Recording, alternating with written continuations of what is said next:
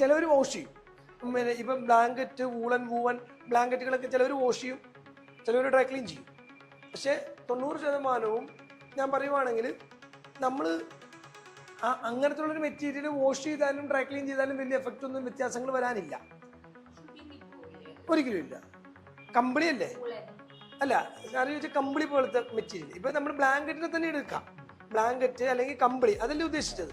അപ്പൊ ഈ woollen material നമുക്ക് എൻ്റയർലി ഡിഫറെൻ്റ് ആണ്. ഇപ്പൊ ഒരു വൂളൻ സ്റ്റഫ് അല്ല, ബ്ലാങ്കറ്റ് കരിമ്പടം പോലത്തെ സാധനങ്ങൾ, അത് ചില 2 ടൈപ്പ് കരിമ്പടം ഉണ്ട്. ഈ കരിമ്പടം നമ്മൾ പിന്നെ ഒരു ചാക്കിന്റെ ഒരു തിക്ക് കൂടിയ കരിമ്പടം ഉണ്ട്.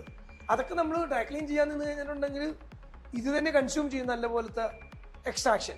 പിന്നെ അത് മാത്രം ഇതിന്മേന്ന് എക്സ്ട്രാക്ഷൻ ചെയ്ത് കൃത്യമായിട്ട് ചുരുണ്ട് വരൂലല്ലോ, ഇത് ക്രഷ് ചെയ്യാൻ പറ്റുന്നതല്ല, അതാ സ്റ്റിഫാണ്. അപ്പോൾ ഒരു കാർപ്പറ്റിൻ്റെ ഒക്കെ ഒരു സ്റ്റൈൽ ഓഫ് ഒരു ഇതാണ്. അപ്പം നമുക്കൊരിക്കലും പിന്നെ ഡ്രൈ ക്ലീൻ ചെയ്ത് അതിൻ്റെ ഈ കരിമ്പടത്തിലൊരു പ്രത്യേക കുറേ നാരുകളുണ്ട്. ഈ നാരുകൾ പെട്ടെന്ന് ഡ്രൈ ചെയ്യുന്ന സമയത്ത് ഉരുകിച്ചേരുന്നതാണ്. അപ്പം അതിന് പിന്നെ ചില നാരുകൾ മെൽറ്റ് ആവും. അപ്പം നമ്മൾ ഡ്രൈ ക്ലീനിങ്ങിലേക്ക് ഇട്ട് എന്താ സംഭവിക്കുന്നത്, നമ്മുടെ അത്രയും ഡ്രൈ ക്ലീനിങ് സോൾവെന്റ് മോശമായി പോകും. കരിമ്പടം അങ്ങനെയുള്ള ഇനി അത് കൊടുത്തിട്ട് നമുക്ക് കിട്ടാൻ പോകണം എത്രയാണ്, 150 രൂപ 200 രൂപ.